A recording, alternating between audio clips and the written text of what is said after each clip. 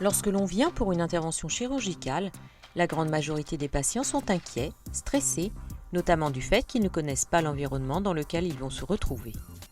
Celui du bloc opératoire très spécifique est inconnu pour la plupart d'entre nous. Nous allons passer ensemble les portes du bloc opératoire pour découvrir cet environnement, le parcours type de prise en charge du patient, les professionnels de santé qui y travaillent ainsi que les principales règles de sécurité autour des soins. Mais au fait, qu'est-ce qu'un bloc opératoire ? Le bloc opératoire est une enceinte spécifique au sein de la clinique. Il regroupe l'ensemble des espaces locaux et équipements nécessaires à la réalisation des interventions chirurgicales. Le bloc opératoire est un lieu dont l'organisation est particulièrement normée et rigoureuse. Il est voué au culte de l'asepsie, absence de germes, afin de prévenir les risques d'infection post-opératoire. Pour accéder au bloc opératoire, il faut se changer intégralement, masquer une partie de son visage, passer plusieurs sas de sécurité.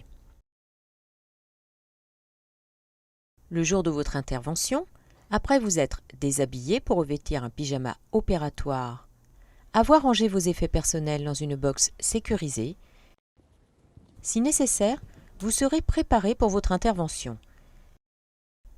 Un membre du personnel brancardier ou aide-soignante vous accompagne vers la salle d'attente connexe au bloc opératoire.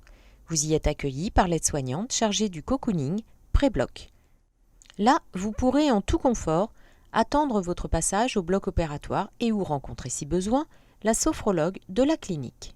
Le programme, le bloc en toute zénitude, vous propose un accompagnement par une psychologue et une sophrologue afin de vous aider à combattre le stress et à détraumatiser l'intervention. Vous pourrez y exprimer vos craintes liées à l'intervention et apprendre des exercices de respiration simples et pratiques. En temps opportun, l'aide-soignante s'occupera de votre transfert au bloc opératoire avec le brancardier intra-bloc.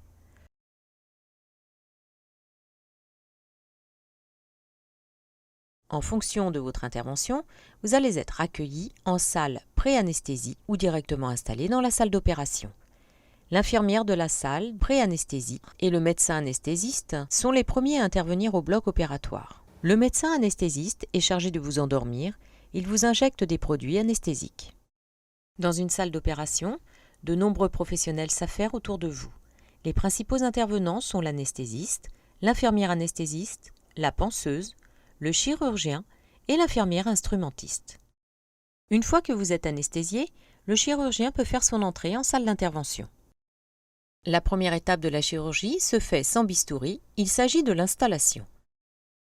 Donc sur l'installation, c'est le moment le plus important en fait de l'intervention. Généralement, le chirurgien l'installe ou s'il y a une équipe un petit peu entraînée, c'est l'équipe qui va installer. Mais de toute façon, le chirurgien va vérifier tous les points de compression et les zones d'installation.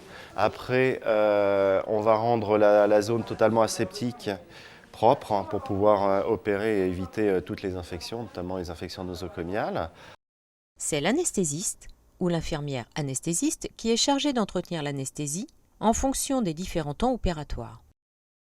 De l'autre côté du champ opératoire, plusieurs mains s'affairent autour de vous. Toute une équipe habillée stérilement opère. Le chirurgien fait office de chef d'orchestre. Parmi les personnages essentiels de l'équipe, il y a l'infirmière instrumentiste ou l'aide opératoire. Elle est le prolongement de la main du chirurgien. Son rôle est de donner au chirurgien les instruments en temps voulu, au moment voulu, quand il en a besoin. Un infirmier circulant est également présent au sein de la salle pour mettre à disposition des opérateurs stériles tout le matériel nécessaire à l'intervention. Quand l'intervention est terminée, vient le temps des sutures. Pendant que le chirurgien referme les incisions, l'infirmière anesthésiste veille. Le patient est ensuite transféré vers la salle de surveillance post-interventionnelle ou salle de réveil. Le temps passé en salle de réveil est variable selon le type d'opération et le type d'anesthésie. L'équipe du bloc opératoire poursuit son travail bien après la fin de l'intervention. Le chirurgien doit préparer un compte-rendu, les infirmières débarrassent la salle, rangent le matériel et placent l'instrumentation dans un bac de pré-désinfection afin que le matériel puisse être pris en charge par le service de stérilisation de la clinique. L'agent de bionettoyage nettoie la salle d'opération. L'infirmière et le médecin anesthésiste doivent, quant à eux, continuer à vous surveiller jusqu'à la salle de réveil.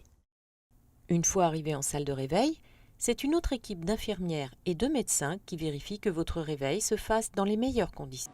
Dans cette salle de réveil, votre douleur est immédiatement prise en charge, avec une méthode qui vous aura été préalablement Je expliquée. vais vous présenter une échelle de douleur, donc de 0 à 10.